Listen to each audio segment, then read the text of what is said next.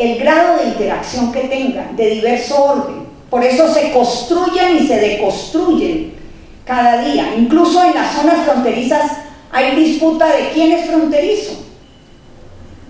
Ipiales, que está cerquita de Tulcán, Ipiales en Colombia, Tulcán en Ecuador, pues le cuesta trabajo asumir que Pasto es fronterizo, porque siente que pierde algunas prerrogativas, porque es que definir qué es zona fronteriza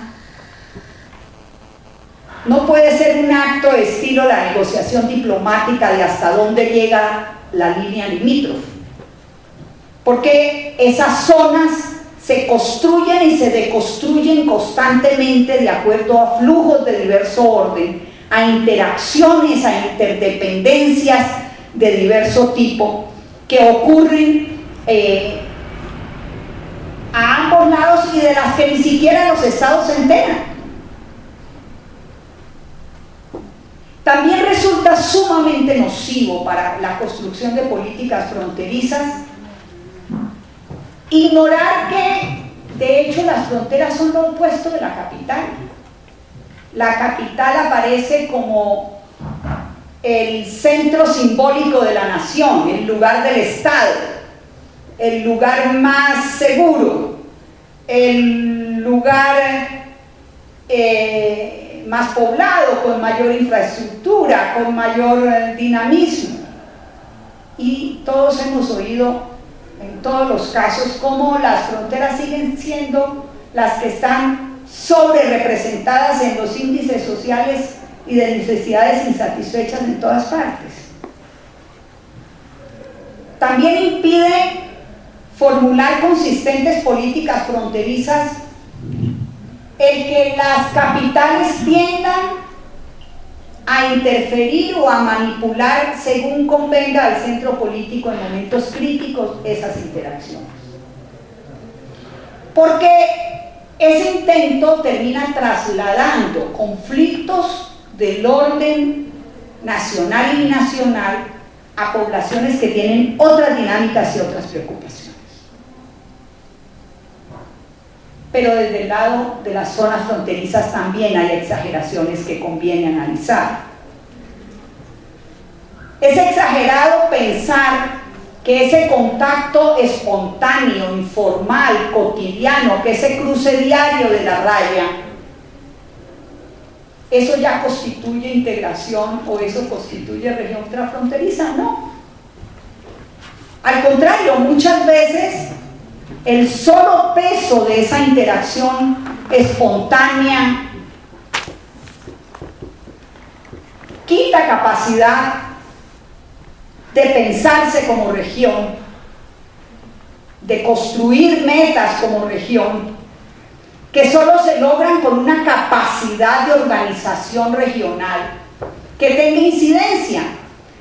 Las zonas fronterizas no inciden no solamente por esa mirada centralista de los gobiernos nacionales, sino también a veces por falta de capacidad de mirarse y de asumirse como región transfronteriza, porque se quedan en esa condición de contacto espontáneo, directo, personal, informal. Y miren ustedes, cuando hay crisis, casi siempre las poblaciones se limitan a bloquear el puente, pero tienen a veces más capacidad de incidir en las dinámicas centrales otros actores que las propias organizaciones locales, y tal vez esa falta de capacidad organizativa local por preferir y por darle un estatus de integración a ese contacto espontáneo informal termina limitando la propia capacidad fronteriza para formular políticas, para incidir en su formulación. Otro tema bastante crítico con respecto a la concepción que impera en las zonas fronterizas. Es la concepción de que toda intervención del Estado sobre las dinámicas fronterizas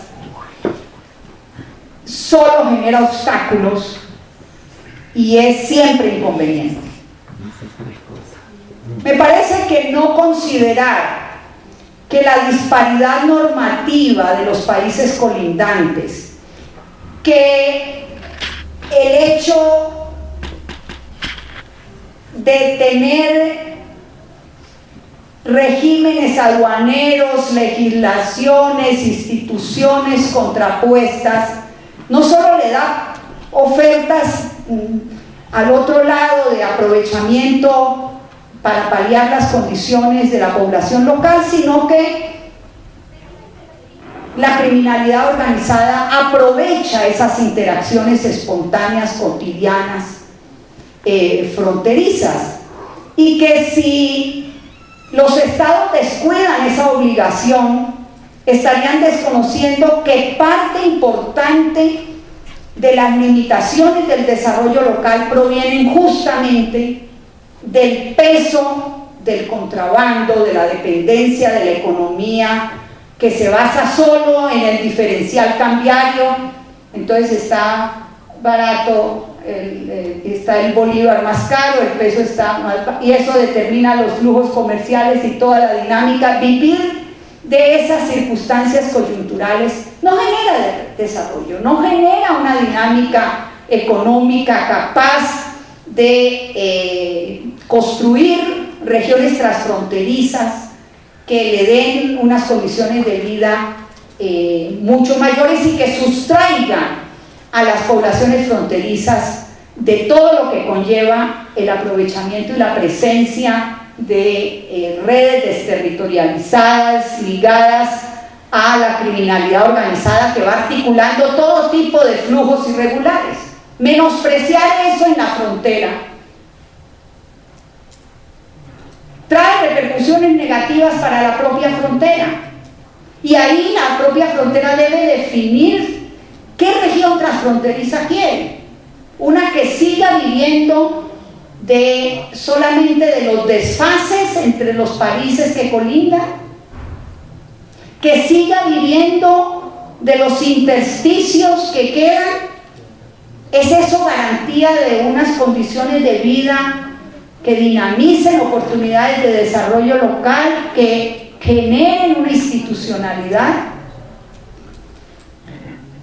Inevitablemente, si el fenómeno de redes transfronterizas, de flujos globales, es el que está redefiniendo las fronteras, inevitablemente están poniendo el ritmo más que las propias poblaciones fronterizas, por falta de capacidad de construir propuestas propias, una mirada propia de estos temas para negociar con los centros políticos. En la frontera colombo-venezolana encontramos ejemplos elocuentes de lo que significa esa situación. Pongamos el caso del contrabando de la gasolina. Venezuela tiene la gasolina más barata del mundo. Ustedes saben que es más caro tomarse un vaso de agua.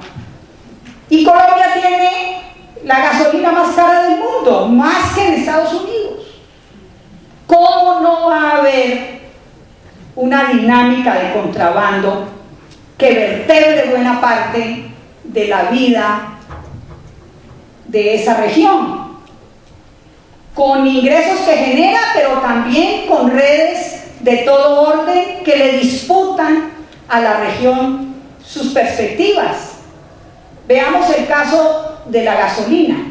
Claro, el pimpinero colombiano, que es el que va con un bidón, se echa al hombro o en la bicicleta su bidón y gana unos pesitos del otro lado, pasando por debajo del puente, por encima del puente, y va y lo distribuye en cualquier calle de Cúcuta.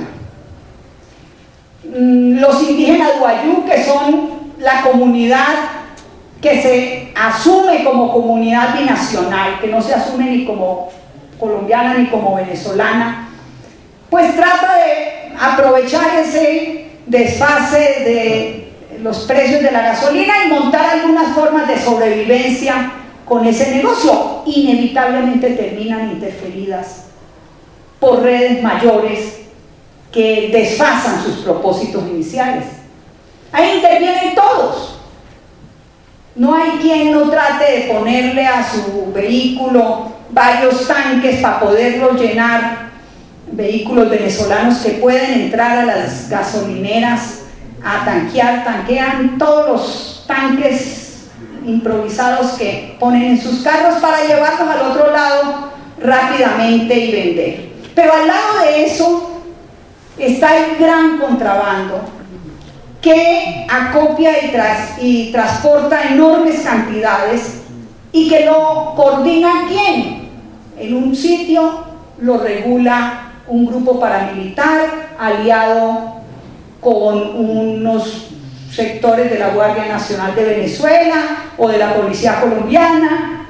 En otro lado, si el actor más importante es el ELN, entonces es quien regula el negocio del contrabando, en otros es la FARC, y al mismo tiempo esos actores empiezan a regular la vida local.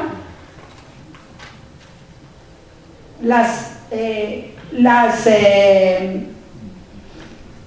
defensoras del pueblo me decían del lado venezolano: es imposible competir con la eficacia, entre comillas, de la justicia guerrillera, porque la persona va, les pone su caso y en la tarde el acusado está muerto o ya entregó el bien o ya resolvió. Entonces el Estado no tiene ningún margen de tener justicia ni de tener solución de conflicto, al margen de grupos irregulares que terminan teniendo un poder enorme a partir del control de uno de estos contrabandos, de su alianza con sectores de seguridad, y empiezan a regular toda la vida local. Nadie quiere invertir en esa zona. Las perspectivas de desarrollo, las perspectivas de progreso, las perspectivas de implantación de distintas dinámicas que permitan además instituciones civiles, democráticas, que regulen los procesos locales, pues quedan anulados. Entonces, un tema como este, ver que la regulación nacional o binacional solo perturba la dinámica y la interacción local y que no hay necesidad de una regulación, pues termina impidiendo la construcción de alternativas de desarrollo para la zona. Ahí no hay otra que los dos estados lleguen a acuerdos para manejar conjuntamente ese tema, que no se vuelva un problema de seguridad, que no se vuelva un problema de reto a la institucionalidad, que no se vuelva un problema de violencia, de poder de grupos y redes irregulares. O por ejemplo el caso de los famosos dólares, el cupo en dólares que tuvieron los venezolanos, ahora que hay control de las divisas,